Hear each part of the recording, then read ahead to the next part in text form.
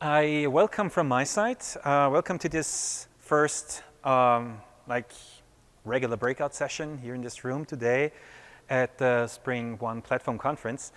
This is a session on the Spring Framework component model. It's literally a design review of the modern day Spring Framework component model as you know it at the Spring 4.3 level. So what does this really translate to? Well, we're going to look at a lot of source code.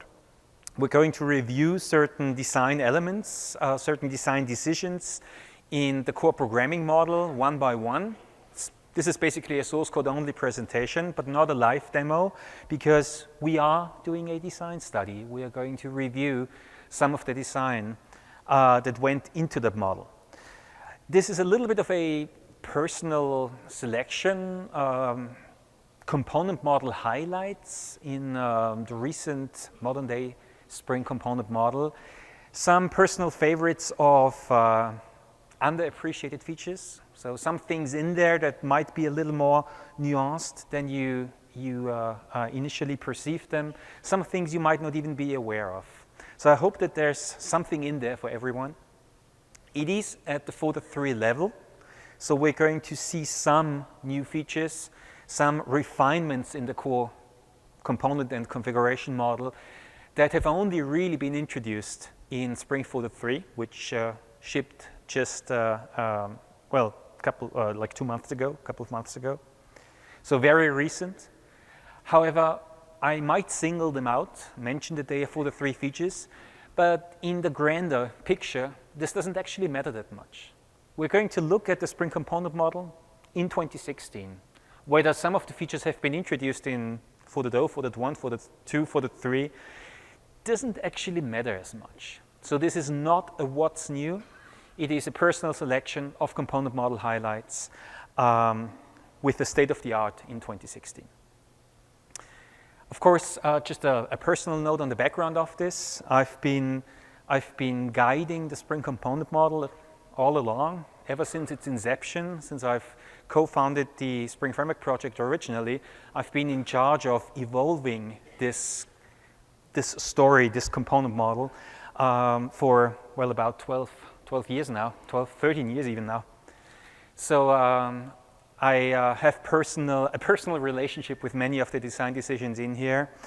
I might add a note or two in the course of this talk. But fundamentally, a component model is meant to be used. It's meant to be adapted to a particular application architecture. And this is going to be our primary focus. How can we use some of the design elements in the Spring component model and express our application architecture, express a particular part of an application architecture with those stylistic elements? All right, so much really for an introduction. Let's get right into it and start with something rather basic. Bear with me, there might be a few things in there that look a little basic initially if you've been working with Spring before. I'm going to spin it in a way where some nuances might appear that you might not have fully recognized or appreciated yet. Let's start at the beginning. A component class in the modern day Spring component model is a regular Java class.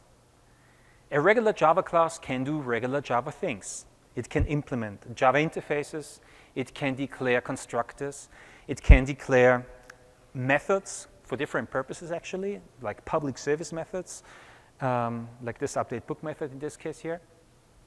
And in the regular Java language, as of Java 5, of course, we have annotations available. It's just standard elements of our Java source layout.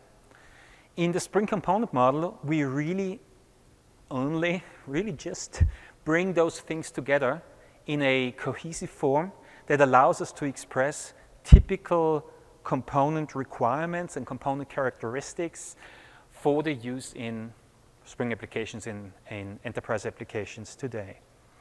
So this is a little bit of a sketch, really. I don't mean to show code that you can compile. I mean to show fragments of code that indicate certain characteristics. This is a good example. So this my bookadmin service class here in terms of the annotations, expresses that it is a service. It formally expresses that it has the role or characteristic of a service through the add service annotation. Annotations are really just a way to formally express those things. Otherwise, you would express them through the name. We do that as well here. We call the class myBookAdmin service.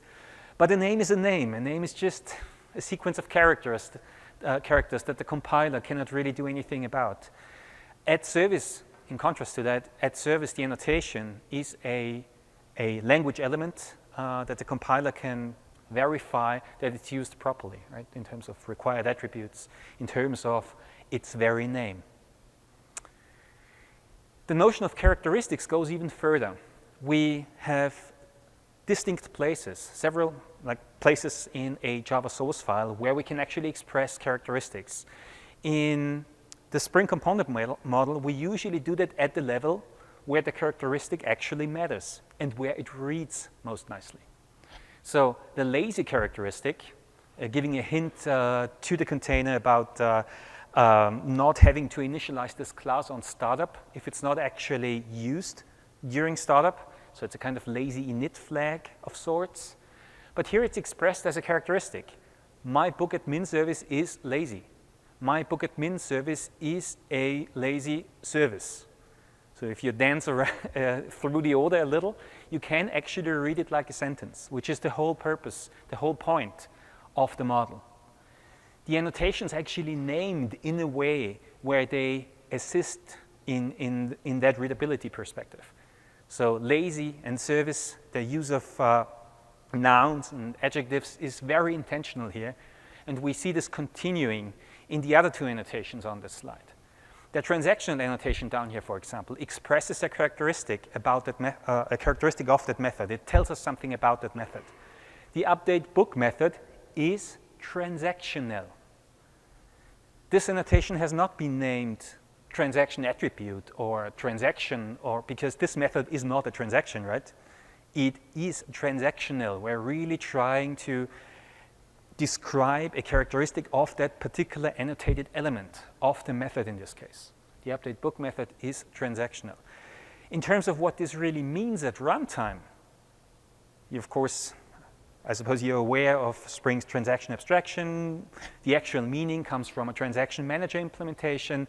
We're going to make the underlying resources that are being used, we are going to make them aware of the transaction. Ideally, we're going to begin a resource transaction. We're going to commit it at the end or to trigger a rollback when the method throws an exception.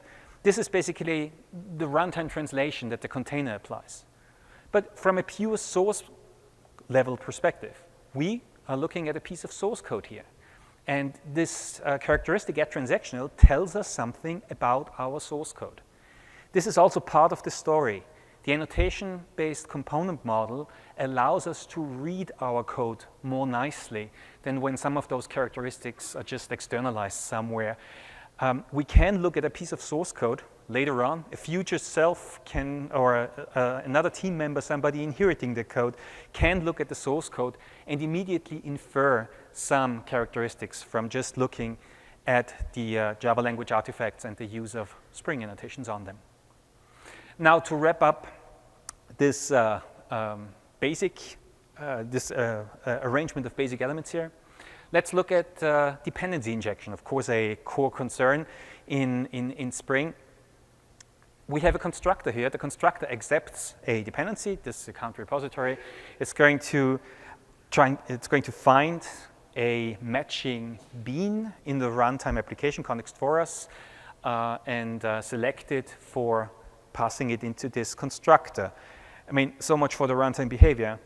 How are we expressing this usually? We add an annotation called add Autowired, if it's the Spring version of the annotation. Add Autowired can annotate a constructor, a method, typically a setter method, but actually doesn't insist on the setter naming, and even on fields, typically used in tests in particular. There's a refinement here in folder 3 shining through already in this very basic perspective, because if there's only a single constructor in a given component class. And this constructor is clearly indicating that it's meant for dependency injection through expressing an argument to a different component type. As of Spring Framework Folder 3, we don't insist on the Autowired annotation anymore. If there's just a single constructor, no explicit Autowired hints found, we assume the framework just makes a reasonable assumption about that constructor possibly being meant for injection purposes. Previously, we would have failed and just said, like, sorry, no Autowired constructor, and there's no default constructor either, so we don't know what to do.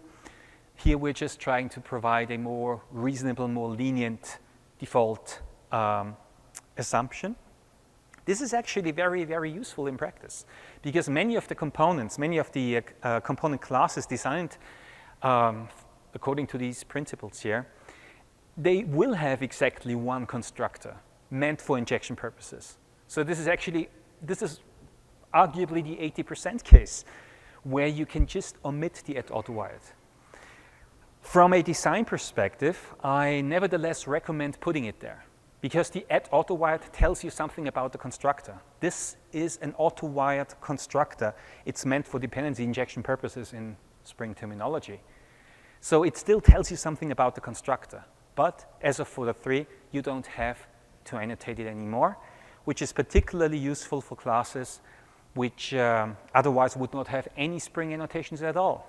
I mean, this is a kind of boundary class with a transactional boundary beginning here. There are other Spring annotations on here. But in many simple classes across your code base, you might only have injection annotations in there. As of Folder 3, there's an easy way out. If we're in the single constructor case, no need for an Autowired annotation anymore. For the rest of this presentation, in such cases, this is where the commenting out comes in. If you see a commented out annotation like the @Autowired annotation here, it's exactly that same story. It should be there from a design perspective, doesn't have to be there because we are lenient about it and making a default assumption about it. All right, annotations from a slightly different perspective in Spring are composable. I'm sure most of you have heard about this. I'm also pretty sure that most of you haven't actually designed your own annotations yet.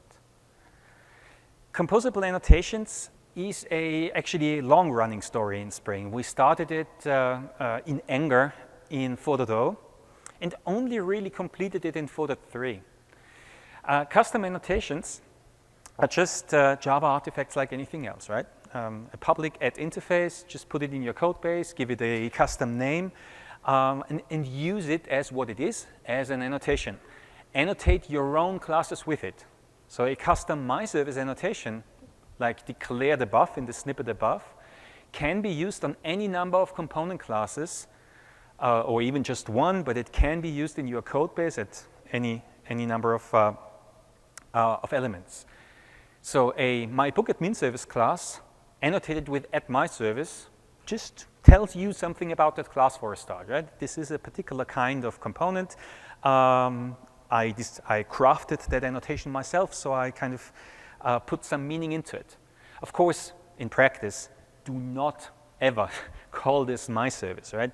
I initially choose simply structured names here, because in practice, you have a much better understanding of what kind of characteristic can be expressed in a custom annotation. This could, for example, be an account service, an order service, a name which has a meaning in your application architecture, in your code base. Some identifying some horizontal or vertical slice or whatever that it is associated with in your architecture. But from a technical perspective, a custom annotation is just a regular Java annotation with so-called meta annotations on top. So if we look above to the actual declaration of MyService, MyService is meta annotated with @service, which in our terminology means it inherits all the characteristics of an @service, but in particular, it kind of, a MyService is an @service, a specialization of an @service. It changes the default scope to session. The default scope in Spring with the standard annotations is always a singleton. So this one actually changes the default scope to session. It associates a default primary characteristic, which is a nice little feature from our dependency injection resolution algorithm, where in case of several types matching a given injection point, the primary one always wins. We can bake this characteristic into our custom annotation if we choose to do so. And we even have default transactional rules in there. And that transactional with a particular rollback rule can also be hosted more or less in a custom annotation like at MyService. In this particular example, there's these 4 characteristics combined in one custom annotation. Every time you're using this custom annotation, every time you're saying at MyService, you're really expressing the combination of characteristics above. So from that perspective, it's a shortcutting model. But as the story unfolded here, of course, it's not just a shortcutting model. If you give it a proper name, the annotation tells you something about the role of your class, and it also may have these shortcutting semantics combining certain out-of-the-box characteristics conveniently. Composable annotations as a more recent refinement in the 4.2, 4.3 generation can also use attributes. So we take this pretty far. If you'd like to come up with a custom set of annotations that are meant to be used consistently across your code base, we provide you with a lot of design power in expressing those annotations the way you need them to. You can separate those concerns very nicely. Instead of these powerful stereotype annotations like at MyService that really combine a lot of stuff, a lot of characteristics in one annotation, you can also have fine-grained custom annotations. For example, a custom scoping annotation. My session scope is just a scoping annotation, meta-annotated with that scope and exposing the so-called scoped proxy mode in Spring as an attribute, as an annotation attribute on your custom annotation. So a custom annotation does not have to be free of attributes. It can have a selection of annotation attributes. A custom selection, a selection that you make. It's, again, part of the design power here. You may want to express certain customization points of Spring's annotations, but not all of them. So just a custom selection. With add scope, this is sort of trivial still because add scope has a scope name and it has a proxy mode. And basically, the scope name is hard-coded here. The proxy mode has a default. But it is exposed to the user of your custom MySession scoped annotation. But it's already a spin, right? With the name of the scope being part of the annotation name and otherwise hard-coded. In the transactional case down here, this selection of attributes becomes much more relevant because at transactional, the standard Spring at transactional annotation has plenty of annotation attributes. It has a read-only flag, it has rollback rules, it has no rollback rules, it has a timeout, it has a propagation behavior, it has a transaction-specific isolation level. There's plenty of stuff. You can even suggest a transaction name for monitoring purposes. There's plenty of stuff in there. Transactional comes with a lot of power. My transactional deliberately reduces that expressiveness to a single attribute, read-only in this case. But that particular attribute is just becoming highlighted in the sense that the users of your custom annotation of my transactional are really meant to specify a value for read-only. They should forget about everything else, basically, use the default characteristics for all other attributes. But for this particular one, say true or false. How do we express this? Well, we're making use of the Java 5 originated annotation model. An annotation attribute can have a default, like above, the scope proxy mode, but it does not have to express a default. And if your custom annotation, my transactional, just declares a read-only attribute without a default, you're forcing the user of your custom annotation to say read-only equals true or read-only equals false, which is exactly what, from a design perspective, we wanted to achieve. So it's a matter of guidance. You can select certain attributes that you want your users to consider, And you can even suggest that they have to explicitly make up their mind through not declaring a default. And with read-only, that's actually quite advisable because the read-only flag, as a side note, the read-only flag in Spring's transaction model is actually a really nice feature. It allows you to optimize the runtime behavior in your transaction management for a scope, a transaction boundary, which only really does read-only operations. In the Hibernate case, we can use flush mode manual. In a MySQL case, we can pass the read-only flag to the JDBC driver so that the slave nodes in the master slave setup are being used.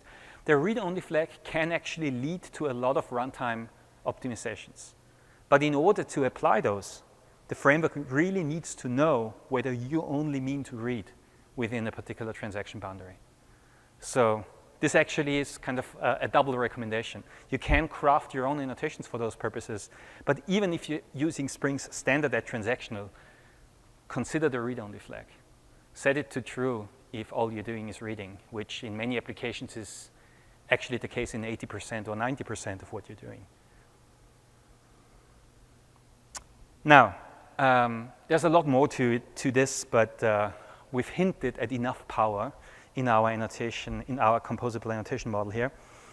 To wrap this up, as of Folder 3, we ship a selection of pre-composed annotations, as we're calling them. And not too many, but we are going to see some others later on. But for our purposes at the core container level, we ship scoping annotations along the lines of the My Session scope that we've just seen. We ship it out of the box as request scope, session scope, and application scope for the typical servlet container web scopes.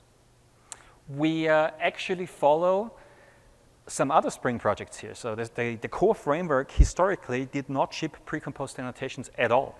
It only shipped the foundational building blocks. We started shipping some pre-composed annotations, which just means annotations that you could craft yourself. A request scope annotation is trivial to build yourself, just as we've seen before. There's nothing wrong with building it yourself. Shipping them out of the box is, again, a sort of a matter of guidance, enough people asking for a common annotation for that purpose, and us deciding to express it through the composable annotation model. The quite popular REST control annotation in Spring MVC was actually the first one where we introduced a custom pre-composed annotation back in Spring 4.0. In 4.3, we're kind of catching up with our own portfolio projects. Refresh scope originated in Spring Cloud Config. Job and step scope originate in Spring Batch and have actually been around for a while already. So as of 4.3, we're kind of completing this picture in shipping equally pre-composed, pre-designed annotations in the core framework for typical web application scopes, which in particular in Spring Boot means you have a consistent arrangement of pre-composed scope annotations available. All right, let's move on to a different focus topic, to a topic that obviously I assume you've seen some of this before. Let's just focus on certain characteristics. It's about configuration classes. Configuration classes in this grand scheme are really just a specialized kind of component. So they have a configuration stereotype on top, like at service or at controller or at repository. This is just a standard Spring stereotype, indicating that this particular class has a special role in our code base, in our architecture.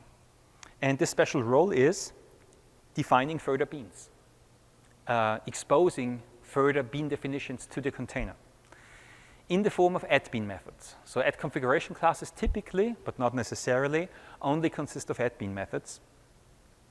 The add bean methods are factory methods. The container basically just introspects those methods and derives bean definitions from them. In a standard arrangement, you might want to expose all of your beans in this style, or just some special beans with special construction rules. That's completely up to you. because simple components like the my bookadmin service shown before, simple component classes can just be found through class path scanning. But this also comes with rules. You send the container on a search through the class path, certain base packages from there downwards. It finds all component classes with a stereotype, like at service, at controller, at repository, and so forth, or custom stereotypes, like at my service, and registers them as bean definitions for standard construction. Standard construction basically means, here's the class, let's create an instance for it and use it as a bean instance. Configuration classes are different in their construction rules because the addBean method is a factory method. So all the addBeans are actually defined through a factory method. Even if the factory method is trivial and just saying return new something, we still go through the factory method. The container does not invoke the constructor directly. There are a lot of special features in configuration classes, some of them hinted at here. Addbean methods can refer to each other, and there's an interception going on here. The container finds out about these cross-references between addbean methods and goes actually back through the container invocation API so that you reuse existing instances. So if a bookadmin data source method here calls bookadmin data source calls another method, bookadmin data source. This is not a straight method call. It actually goes back through the container and will retrieve an existing instance for this bookadmin data source with a proxy if necessary. So in order for the container to do its job in terms of scoping and in terms of proxying, the container actually intercepts your addbean method calls. This is in most cases, you don't have to worry about it. It just does the right thing. It leads to the right behavior at runtime. Configuration classes also serve as a kind of vehicle for enable annotations, add enable annotations, and for conditions. So for our purposes today, that's kind of towards the advanced end of what you can do with configuration classes. Of course, if you look at Spring Boot, you see this in its full glory. Right? I mean, Spring Boot is basically add enable annotations and conditions on steroids. For simpler purposes, a condition like add profile is just a sort of indicator whether this class has to be registered on startup or not. Should we skip it, basically? We say profile standalone. If profile standalone has been flagged as active on startup, we will register the class, otherwise we will skip it. Boot, with all its conditional reacting to the presence in the class path, the presence of certain libraries or the non-presence of certain libraries in the class path, expresses all of its functionality, all of this functionality, using the same condition model that backs add profile here. Add enable annotations are also very common, of course, in the modern day Spring portfolio. They are just a simple shortcut, an opt-in shortcut for certain wider-ranging framework functionality. They come with certain rules. You're basically activating some functionality. Add enable transaction management says, please, dear container, make all my add transactional annotations actually active at runtime. I'm going to provide a transaction manager bean, pick it up, create proxies for the add transactional methods, and just do your thing, intercept the calls accordingly. From a design perspective, this is very intentionally so. In Spring, in the core Spring Framework component model, it is a what you declare is what you get kind of arrangement. So you will only get actual transaction management at runtime if you enable transaction management, either through the add enable annotation or through the TX annotation-driven XML element, or in a custom way. But you have to actually opt in. It's the same with add enable caching and a lot of other common add enable annotations. In Spring, there's always an easy way to ignore annotations. Just do not activate that part of the framework, and the transactional annotations are going to stay completely silent. Caching annotations are going to be ignored. You can deactivate caching through simply not declaring add enable caching. You can deactivate transactions through simply not declaring add enable transaction management, despite metadata such as the add transaction and add cacheable annotations being present in your component classes. this can be pretty powerful for the reuse of components in custom scenarios and in particular for testing. All right, so much for a little bit of the design perspective. Now let's do some variations of this class. It's basically always the same myBookAdmin service factory method, just expressed differently. So in the previous version, we were pointing to another method, bookadmin data source, through a method call, a sort of symbolic method reference. The best way we can express this here is a method call from a source perspective. If we don't want to do this, but we know that our bookadmin service needs this data source for bookadmin purposes, we could also declare an argument. Factory methods can have arguments, even if that's not too common. In most of the examples out there, factory methods are going to be no-arg methods. But they can have arguments, just like constructors. A factory method is effectively, like an admin method, is effectively just a variant of a constructor. The framework treats it just like a constructor. For constructors, we understand that there might be overloaded versions with different argument signatures. You can even have that with factory methods, although I would not necessarily recommend it. You can have overloaded factory methods. Try to avoid that, but declaring a single factory method with arguments can actually be pretty helpful, because the container is only going to resolve a target dependency when actually necessary, at the latest possible point. For a factory method with an argument, this means only when we're invoking the factory method, when we're actually creating an instance of that bean, then and only then we're going to resolve this data source. Because it's in the argument signature. So you can control the timing, the life cycle of some of those resolution steps through declaring a dependency in the right place. For example, a factory method argument. As of for the 3, finally, you can also do a regular constructor-based injection arrangement in configuration classes. Believe it or not, this did not actually work before because configuration classes receive special treatment. They get the cglib subclass generated at runtime, and we insisted, or cglib insisted, whatever way you want to see it, on a default constructor for such purposes. There are ways around this, and as of for the 3, we are applying them. So you can have a custom constructor and no default constructor if you choose to do so, even in your configuration classes, which means you can do constructor injection on your configuration classes. Just store the thing in a field and use it in some of your admin methods.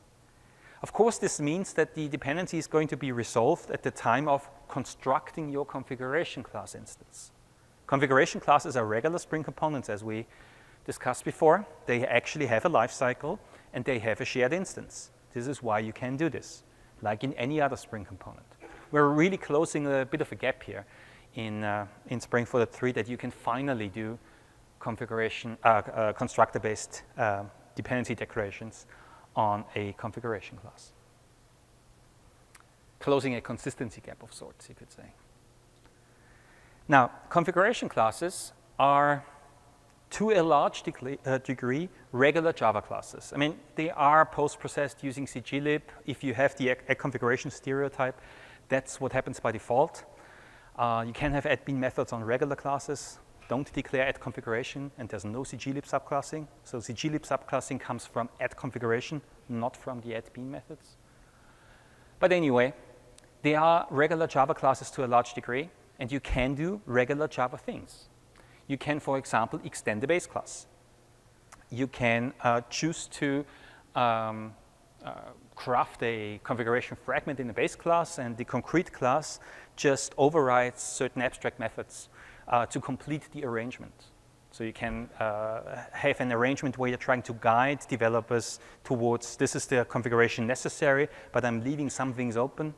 You can do this in the form of an abstract base class. Or you can do it in the form of just separating some concerns through factoring them out into a base class. As of recent Spring 4.2 refinements, you can even use Java 8 default methods. This is where it becomes sort of interesting from a from a design perspective with Java 8 default methods, because from our perspective, the Java language gives us certain features in classes, certain ways of crafting a class or an interface. We are trying to make the best possible use of those in the Spring Component model. We're trying to translate the semantics of those Java language features into our component model. So look at it from this perspective. Somebody develops a configuration class. This configuration class happens to implement a certain interface. And this interface happens to have a default method, a Java 8 default method, a method with a body in an interface. What is the framework, meant to do with it? Well, from our perspective, there's usually a straightforward answer. We're doing the same that the Java compiler or the Java runtime would do if this method was to be invoked as a regular Java method, as a regular Java method call. So as of folder 2, and in particular now in folder 3, we understand default methods. This actually does not come for free. You have to introspect them, so we had to apply extra measures here. We understand default methods, and we apply them within the configuration class hierarchy the same way that we would with a base class arrangement. Essentially, from a usage perspective, you can just, instead of extending a base class, you can implement one or more configuration fragments that are expressed as interfaces with default methods. The one or more part is actually important. Implementing interfaces means sort of a kind of multiple inheritance. Implement several interfaces, and you're going to kind of inherit all the default methods. Like in a regular Java class, implementing regular Java interfaces with default methods.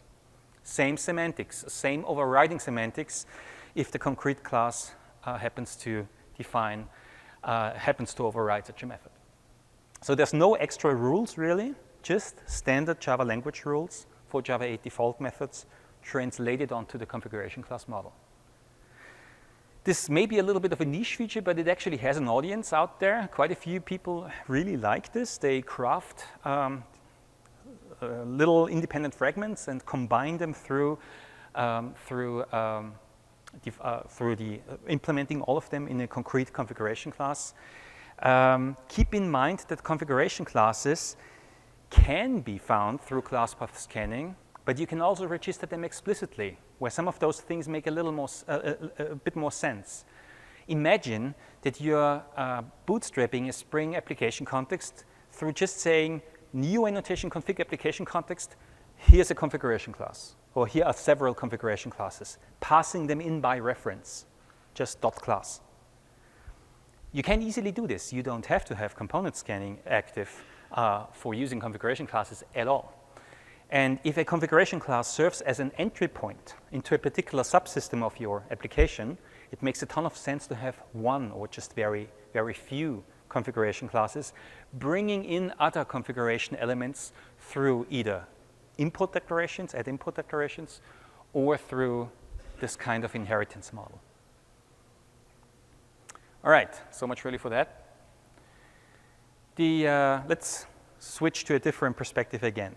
Have a close look at a very central part of what the container is doing, which is dependency injection, which is dependency resolution, dependency type resolution. This arrangement that we're seeing here, just sketched, has two admin methods for two different types of my repository. This probably lives in some configuration class. In one or more, it can be split out into two configuration classes just in some corner of your code base. In some other corner, you'll have a myBookAdmin service again. The myBookAdmin service has its constructor, and it wants a myRepository of account as a constructor argument. It actually has an injection point, as we call it, typed as myRepository of account. The container is now going to do the obvious. If you look at this sketch, you would expect it to understand myRepository of account and actually pick the admin above the myAccount repository, which is declared as myRepository of account. We actually do it that way as of folder 0. In previous versions of the framework, the this would not have been sufficiently expressive. You would have to add a qualifier of some sorts to it because the framework did not understand the generic type variable substitutions going on here. As of 4.0, we fully implement generic type matching. So if you have a generic type signature with type variable substitution going on, like my repository having a type variable, once substituted with account, once substituted with product, we understand that to any depth. So you can have very complex type variable arrangements. The framework is still going to match them correctly using the same algorithm, following the same algorithm that the Java compiler uses when trying to do an assignment. So it's actually an assignability check. Here it's pretty clear that my repository of account is going to be matched with my repository of account. But even if the return type of your add-bean method was more specific, for example, my repository impl of account, as long as it implements my repository of account, we're going to match it because of the assignability check. So as of 4.0, for quite a while already now, we do the obvious here and use the type information given in the signatures to the best possible degree. Now, there's a little uncertainty maybe about type erasure in the Java language, right? Isn't there something with type erasure losing this generic type information at runtime? Well, kind of.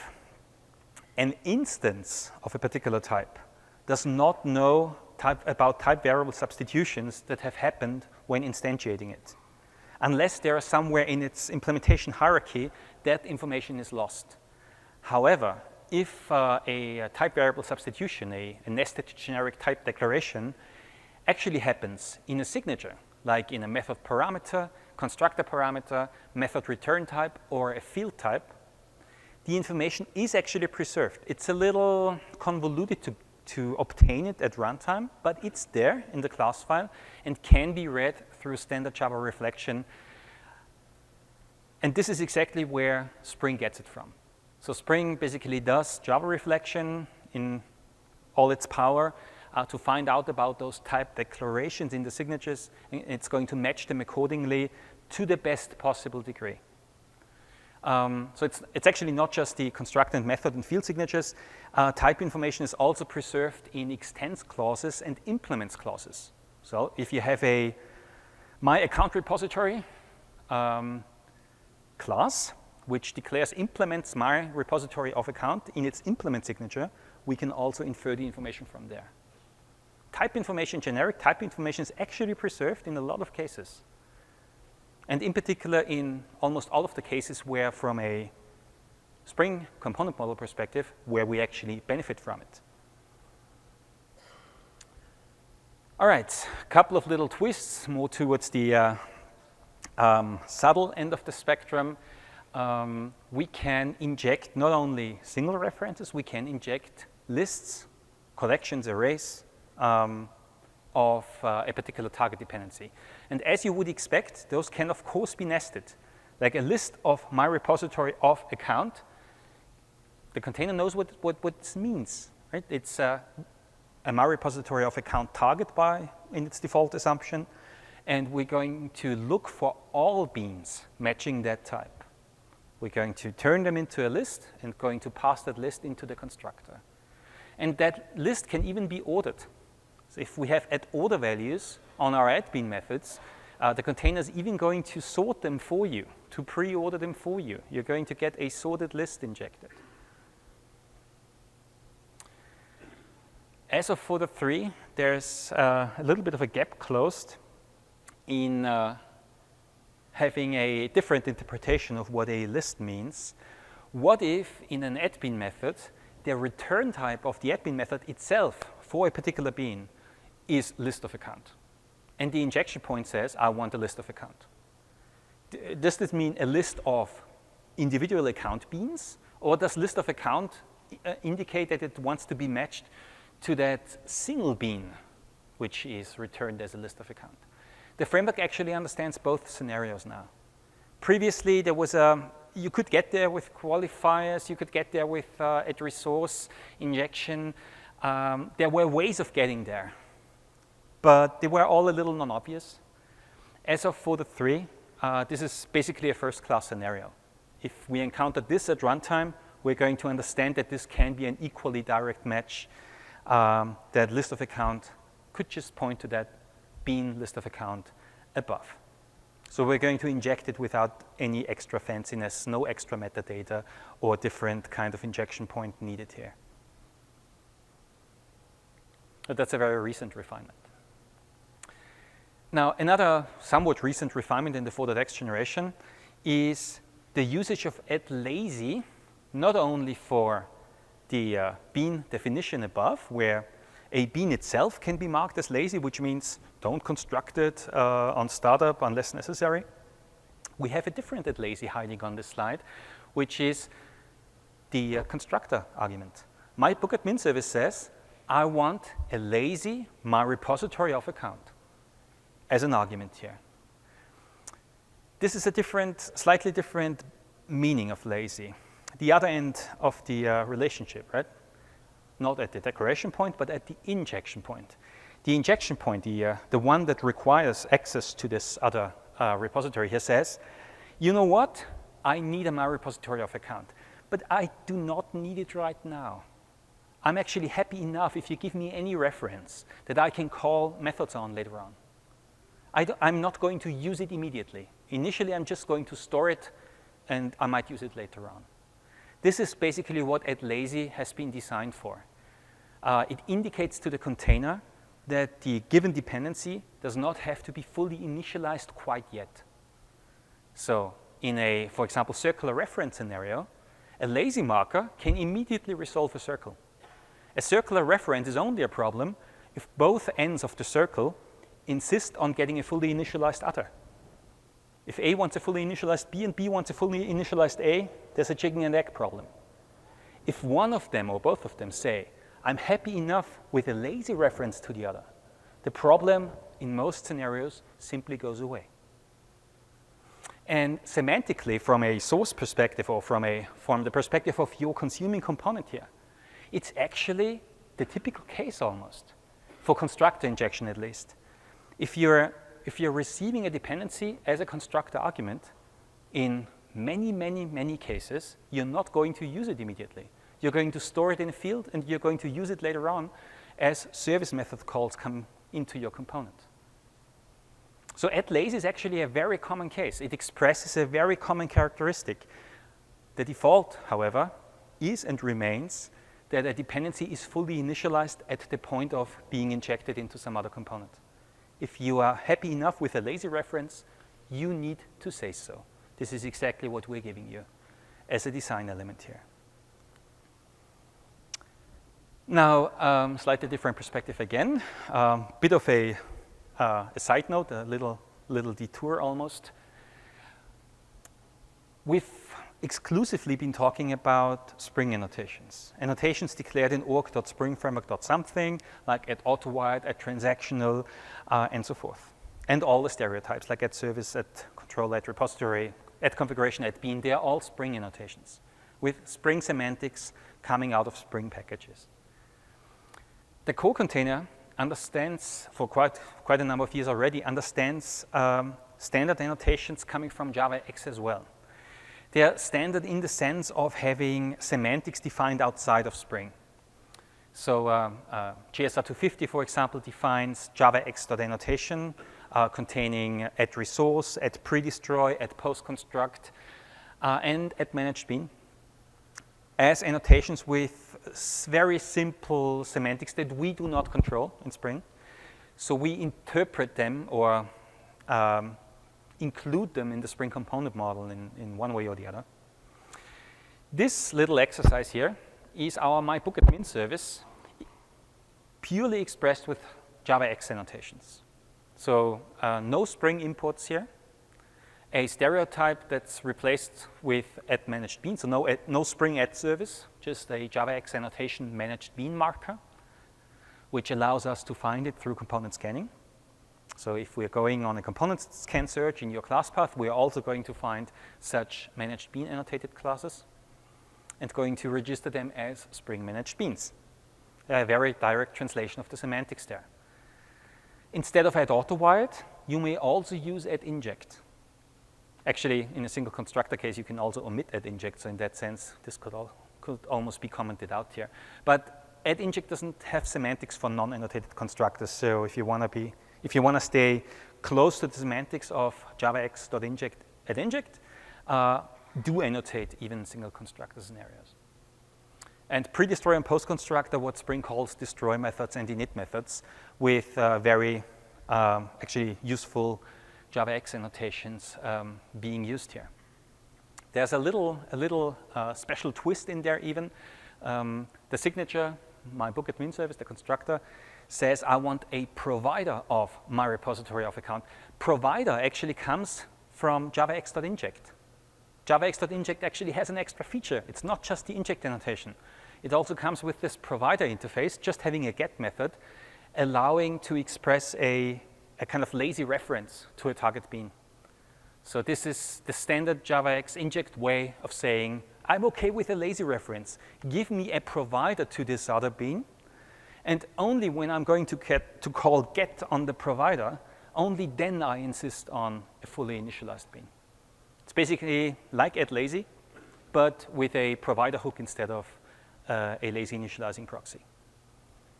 So there are a few interesting twists. JSR 330 is actually quite nice in what it does. You can mix and match it. There's no need to go exclusively with JavaX annotations or exclusively with Spring annotations. The container understands them out of the box. You can use them side by side, even in the same classes, but in particular also when you combine classes from different sources.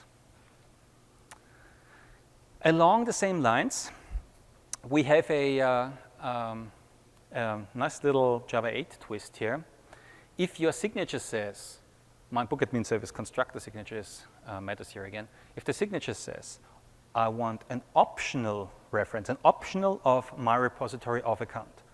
This refers to Java util optional. An optional of my repository of account is understood by the framework as, well, you want the Java util optional wrapper for a start. But aside from that, we also know that you mean optional semantics. The target reference does not have to be there. Because by default, in particular with add inject by default, a declared reference has to be there. Otherwise, you're going to get an unresolvable dependency dependency exception at runtime. With optional, with the type optional, you imply that the reference does not have to be there. If it's not resolvable, an optional empty is okay. And you react to it through interacting with the Java util optional API.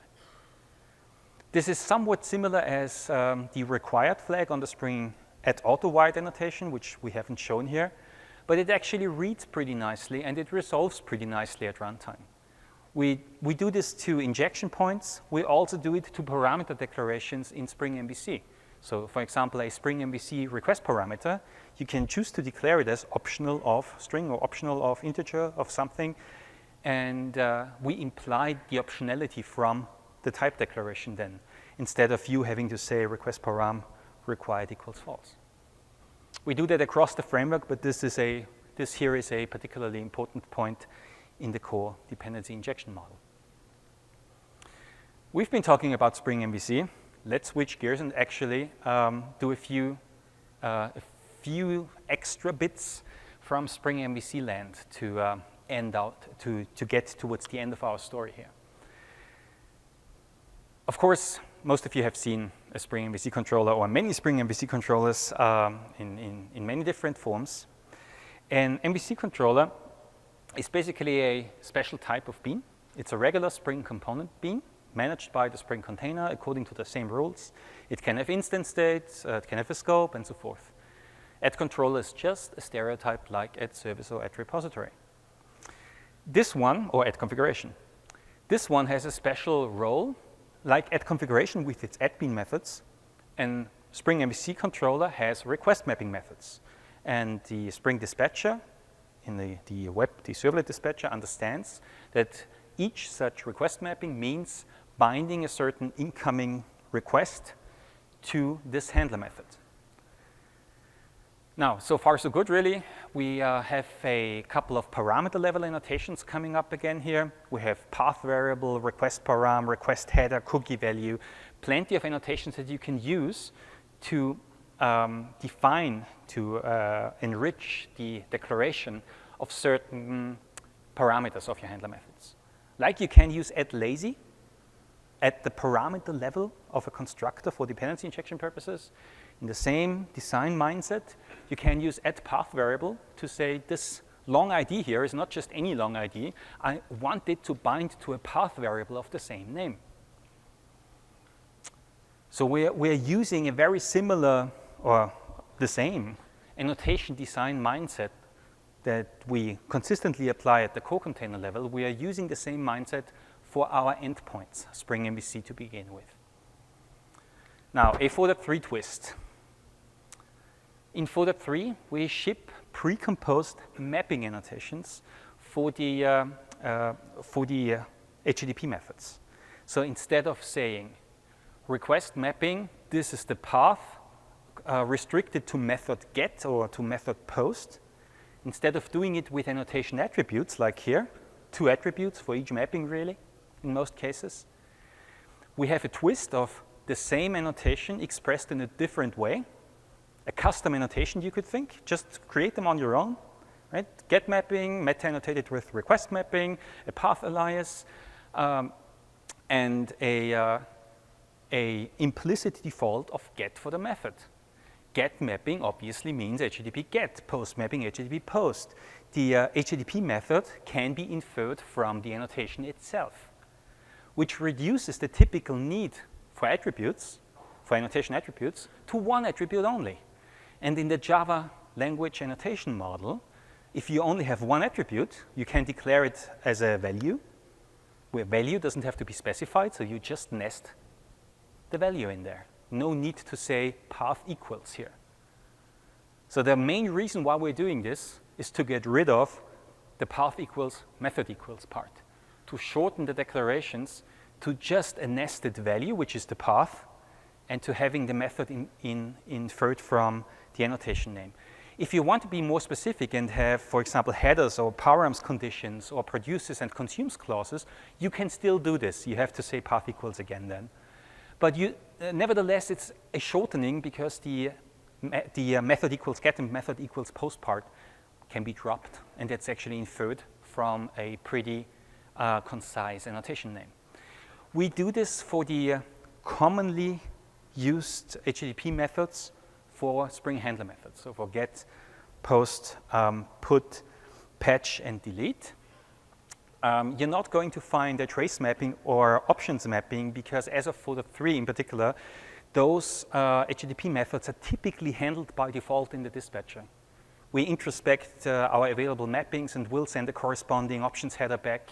Head is by default the same as get, just without sending a body back. We have reasonable and very common default behavior for those, so we don't have corresponding mapping annotations for those. You can, of course, map to those with @request mapping if you want to be in a position of stronger control.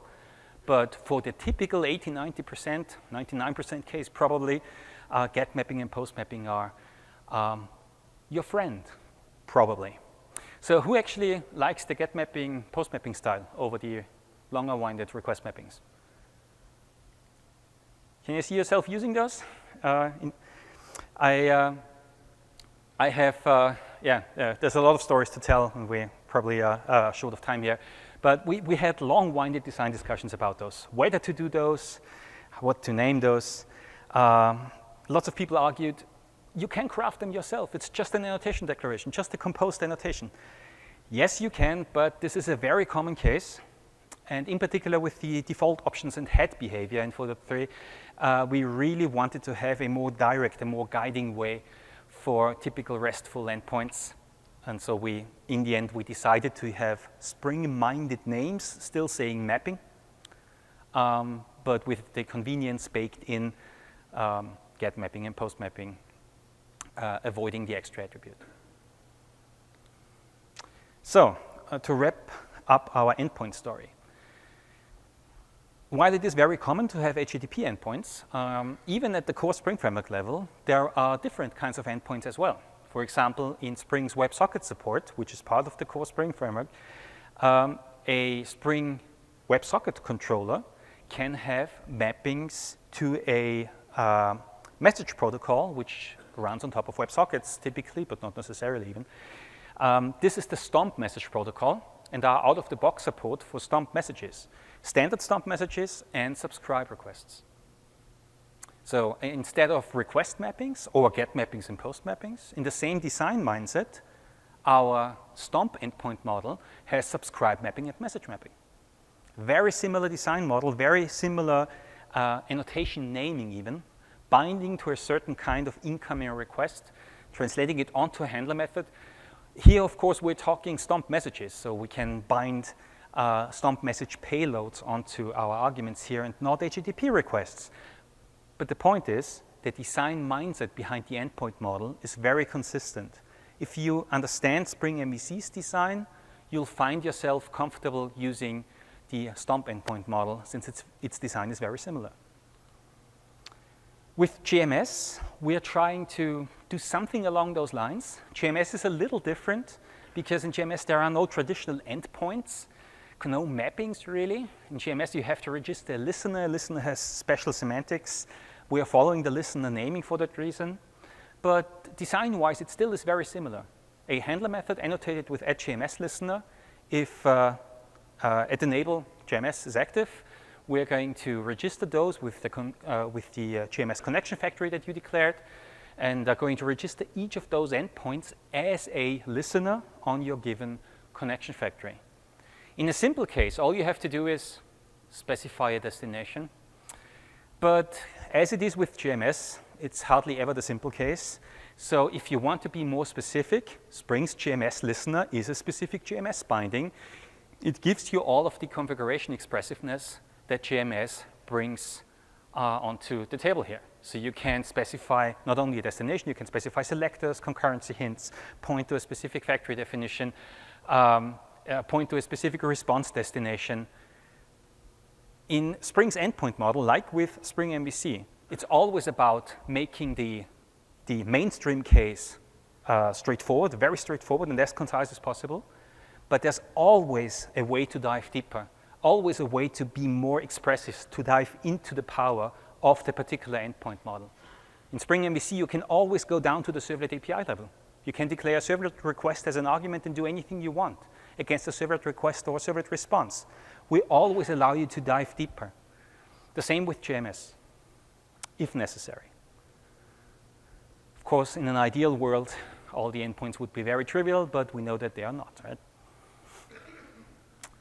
In talking about the listener endpoint design, the listener notion also comes in with event listeners. This is also not quite an endpoint. These are classes that typically live within your system, within your code base, reacting to what Spring calls application events. If an application event is fired, published as we call it in Spring, we're going to find listeners capable of handling that event. Traditionally, you would implement the application listener interface. However, if your component's role is actually of a different kind, and you only want to listen to events as kind of a side purpose in that class, or if you have a lot of listeners, if there's a single class but listening to several events, then this might be a very nice arrangement. Use the Spring 4.2 defined @event listeners, declare the event type, the event wrapper type or the payload type as an argument, and we basically behave like it was a handler method. We're going to bind the argument to the event, or we're going to extract the payload from the argument, from the event, and going to pass it in as an argument here. You can do a couple of fancy things as well, like specify spell conditions on which events you want, which ones you want to skip. So there's some fanciness involved as well, but the fundamental model is actually very straightforward. An annotation-based handler method model for as an alternative to the application listener interface. All right. Since I mentioned cache config before, and since it's been mentioned in the keynote today, kind of as a bonus, I've added an example for the caching model. This is actually the kind of full extent The set of caching annotations in Spring is pretty straightforward mapping of the typical cache interaction patterns. Cacheable is what you will typically use, where based on the signature of the method, we're going to cache its return value, and we're going to use its parameter signature as a basis to compute the cache key from. There are a couple of fancy little things, like you can exclusively have access to the method with the sync attribute, like an EH cache, blocking cache, basically. Or you can have regular concurrent invocations. You can have methods which only put into a cache, because some methods' purpose is of that kind and doesn't have a return value. You can evict certain elements from a cache based on the invocation of certain methods, which as a side effect of their invocation also should evict a corresponding object from a cache. This is basically about expressing common cache interaction patterns through annotations. If you want to be in stronger control, better control, then inject the cache manager, get the cache object for your region, and do your programmatic interaction. You can put and get anything you want against the programmatic cache. This is just a declarative model for the 80% case. And completing the story with the standard annotations that we've also hinted at before, Spring also understands, as of 4.1, understands the JSR 107 cache annotations, the javax.cache annotations, as an alternative to its own. So if you just drop JSR 107 onto your class path, whether you use a JSR 107 provider as a target cache manager or not is actually an independent concern. Just the presence of the API on the class path allows you to use the standard javax.cache annotations for those interaction purposes. They are a little different in naming. Right? We have cache result, we have cache put is the same, cache evict is cache remove. They use slightly different terminology and slightly different semantics for some of the methods. We adhere to those semantics. If you use the JSR 107 annotations, you need to declare your signatures in a JSR 107 compliant style. Spring's annotations are a little more lenient in some cases. But this story is also pretty popular, actually. JSR 107 is among the recent JSRs, certainly among the popular ones, with, for example, EH Cache 3, recently released, now in 3.1, basically positions itself as a JSR 107 provider these days, and it's very commonly used with Spring in that combination. All right, so this is the end of my little tour through a selection of personal highlights in the Spring component model. The state of the art is currently Spring Framework 4.3.2, just released ahead of the conference here. The basis for Spring Boot 1.4. So if you like those design elements and the more recent additions to the component model, check out Spring Boot 1.4. Quite a few of those things have been designed with Boot 1.4 in mind, or can kind of get the best out. You can get the best out of them through using them in a Spring Boot 1.4 context. All right. So thanks for your attention. If there are any questions, I'm happy to have them. I'm going to be around. Just approach me. We can discuss anything around a Spring framework here, really. I'm also, of course, around at the conference until Thursday. So just approach me if you'd like to discuss anything in and around Spring. Thank you.